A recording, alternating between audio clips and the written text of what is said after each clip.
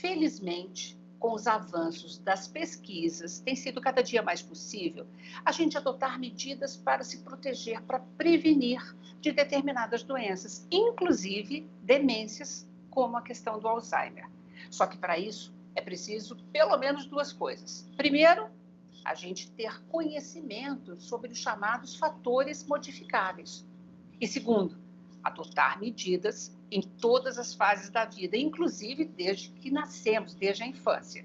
Para a gente saber melhor sobre essas medidas que a gente pode adotar para prevenir a doença de Alzheimer e suas complicações, eu converso hoje com uma grande especialista, a doutora Ana Luísa Rosas. Eu vou apresentá-la melhor para vocês. A doutora Ana Luísa Rosas é médica neurologista, mestre pela Universidade Federal de São Paulo. Ela é médica assistente preceptora de residentes no Hospital do Servidor Público Estadual. Ela foi diretora da Associação Brasileira de Alzheimer Regional São Paulo por 2 gestões consecutivas. Ela também faz parte do GRAS, Grupo de Referência em Alzheimer, que ajudou a aprovar a Lei de Alzheimer em São Paulo, e é uma especialista que está muito acostumada a lidar com demências. Super prazer em recebê-la aqui hoje no programa, doutora. Prazer é meu, Lina. Obrigada pelo convite. É sempre muito bom conversar com você.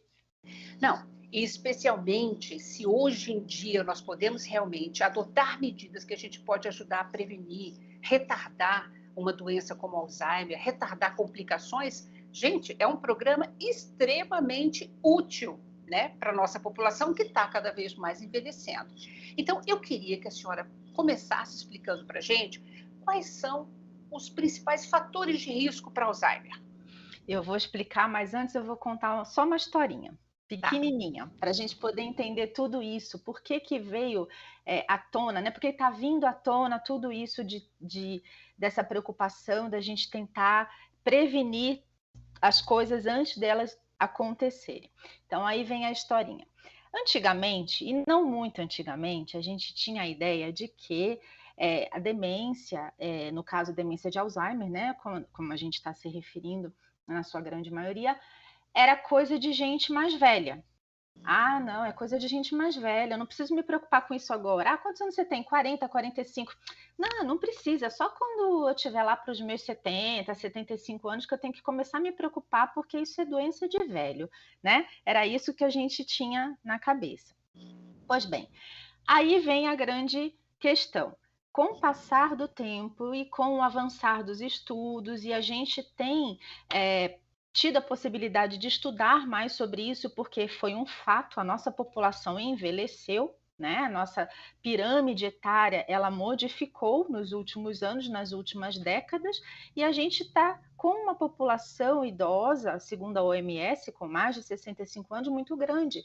Então, todos os nossos olhos, digamos assim, foram deslocados para um estudo das doenças e um preparo para entender essas doenças de uma forma mais precoce, não para quando elas chegassem, porque quando elas chegassem estava cada vez se tornando mais precoce. Então a gente começou a ver casos em pessoas mais jovens e também a gente começou a ver mais casos, porque quando a população começa a envelhecer, doenças próprias do envelhecimento começam a aparecer de monte no seu consultório.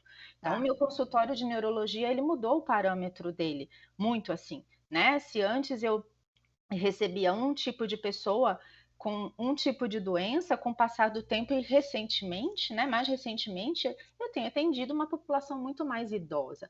Então veio para nós médicos uma preocupação de atuar cada vez mais na base do problema e não quando o problema em si já se apresentasse para você, né? Então existe toda uma tendência, não só da neurologia, como de todas as disciplinas, como de todas as especialidades, em se procurar entender o problema antes dele começar a acontecer. Daí vem a grande importância de você se municiar de conhecimento dos fatores de risco, tanto dos modificáveis quanto dos não modificáveis para qualquer doença, principalmente demência, no caso, que é o que a gente está conversando em questão, mas todas as doenças, porque todas as doenças têm os seus fatores de risco modificáveis e os não modificáveis. Os não modificáveis, como o próprio nome já diz, idade, genética, isso a gente não consegue modificar. Mas os modificáveis a gente já sabe quais são, e eu vou falar quais são,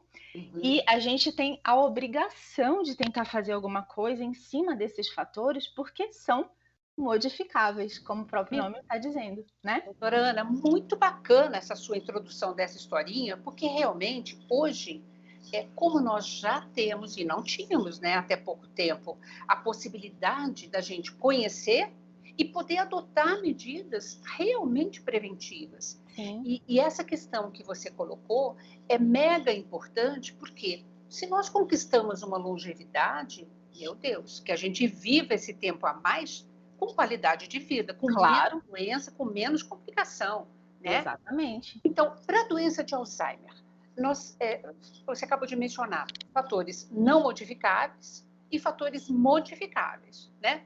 Antes da gente entrar nos não modificáveis, quer dizer, nos modificáveis, eu queria saber o seguinte: tem uma pergunta que é sempre muito recorrente.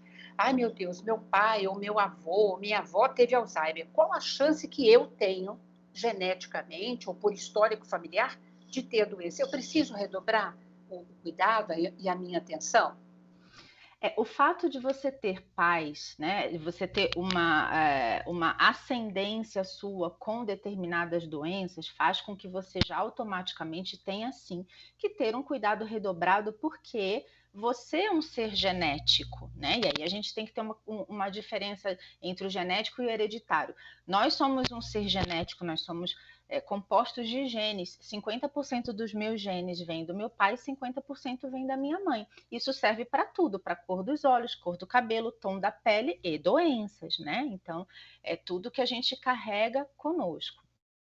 Só que, para nossa sorte, a doença de Alzheimer especificamente,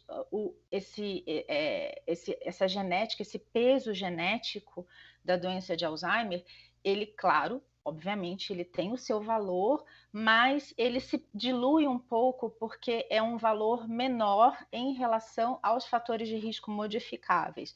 Nossa, que boa notícia! Muito boa. A maioria dos casos de doença de Alzheimer ele é o que a gente chama de esporádico. Tá. Acontece de forma esporádica. Claro, existe o Alzheimer a forma familiar? Existe, mas a maior parte dos casos de doença de Alzheimer são esporádicos. Então, o componente genético, nesse caso, ele é importante, você tem que se preocupar, mas você tem que se preocupar mais com os fatores de risco modificáveis que a gente já vai falar, porque a gente vai ter um peso maior desses fatores dentro do processo da demência de Alzheimer.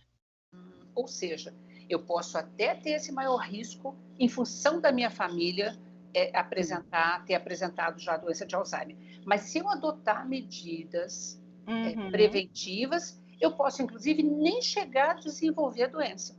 Correto? Exatamente. Pode até não chegar a desenvolver a doença, ou, se chegar a desenvolver, conseguir postergar bastante esse início dessa fase da demência de Alzheimer. Claro, porque se eu tenho Alzheimer aos 60 é uma coisa, se eu tenho aos 90 é outra, né? É outra coisa, né? Você já teve 30 anos de qualidade de vida aí, né? Tá. Então, vamos então agora falar sobre os tais dos fatores de risco modificados. Bom, você começaria destacando o quê? Eu começaria destacando o seguinte, que atualmente os mesmos fatores de risco modificáveis para doenças cerebrais a gente tem, que é um grupinho. A gente chama agora de doenças cerebrovasculares. Por quê? Porque coração e cérebro andam juntinhos. Não é aquela história de a razão e a emoção andam juntos. Não, coração e cérebro andam juntos por causa dos fatores de risco. Então, tudo que você fizer para proteger o seu coração, a sua parte vascular, você já está automaticamente protegendo o seu cérebro também, e vice-versa, porque os fatores modificáveis, fatores de risco modificáveis para demência, agora a gente tem que são fatores de risco modificáveis para doenças cardiovasculares como um todo. E aí a gente percebe que muitas das vezes, né, todas as doenças que a gente tem, a gente agora já não pode mais colocar a culpa na tal da genética só, né? Ou só da idade, do tipo, eu tô ficando velha, eu já tô na menopausa, isso é coisa de velho, isso é coisa de velho. Ó, se a gente for parar para pensar aqui, por exemplo, alimentação, transtornos do sono, ou seja, dietas não saudáveis, transtornos do sono, são duas coisas, por exemplo, que muitas crianças e adolescentes hoje em dia já estão expostos a isso. Ainda mais com a pandemia, né? Ainda mais com a pandemia. Problemas de alimentação inadequada e distúrbios do sono, por exemplo. Então, você veja, você vai deixar para se preocupar com isso lá na frente, se você já pode modificar algumas coisas quando você tem já 15, 20, 25, 30 anos. Muitas pessoas começam com abuso de álcool em que idade? 30 anos. Não é quando vai ficar mais velho. Então, existem alguns fatores de risco que a gente tem que começar a se preocupar agora, para a gente garantir uma proteção ao cérebro e às suas funções Lá de no neuroplasticidade futuro, né? lá no futuro. Então, nós vamos para um rápido intervalo e a gente já volta exatamente agora para falar sobre o que a gente precisa fazer, então, com esse conjunto de fatores de risco, tá bom? Tá bom. Você não sai daí que a gente volta já já.